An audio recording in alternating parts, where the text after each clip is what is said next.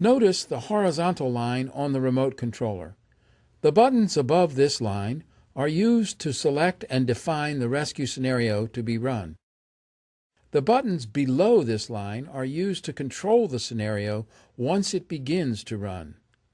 Always begin setting up a rescue scenario by pushing once on the big button in the center. Once you've selected and defined your scenario, push it a second time to transmit the scenario to the Trainer 2. This button is called the View Enter button because the first time you push it, you can view the current scenario defined at the remote controller. The second time you push it, the remote controller transmits or enters your scenario settings to the Trainer 2. You can be sure the scenario has been transmitted to the Trainer 2 if it responds by flashing the red indicator light once. When you turn the remote controller on, the green lights will show you the current scenario setting for 8 seconds. While these lights are on, you can change scenario settings at the remote controller prior to transmission. Choose your scenario with the Scenario Selection button. Every time you push it, the green lights will indicate a change to a new scenario. Scenarios 2 through 5 are fixed. The paired icons next to each light indicate what the first and second heart analysis in each scenario will be.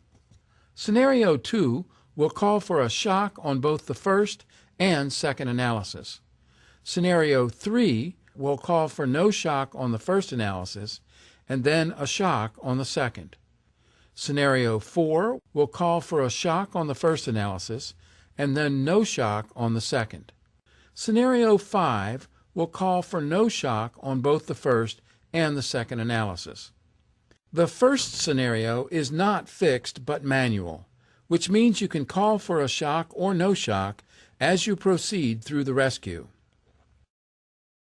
The CPR metronome button to the right of the View Enter button determines whether CPR metronome beeping and prompting will be on if the light is lit or off if the light is not lit. The CPR metronome should be turned on whenever you are training with CPR D-pads. Turn it off whenever you are training with stat pads.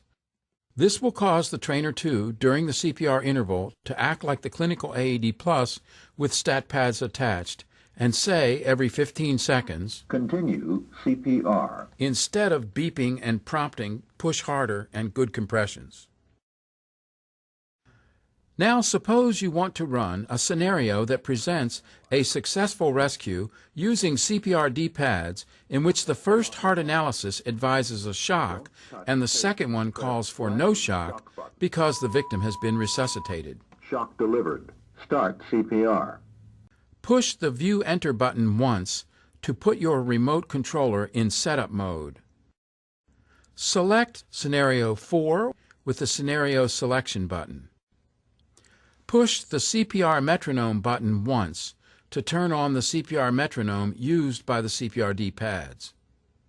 The scenario is now set up, but in the remote controller only.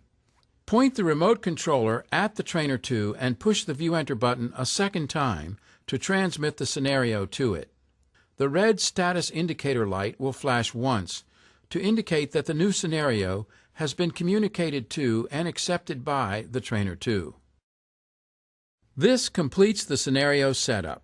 Your Trainer 2 will continue following this scenario until you transmit another one to it using a remote controller. Even if you turn the unit off and change batteries, when you turn it back on, it will follow this same scenario.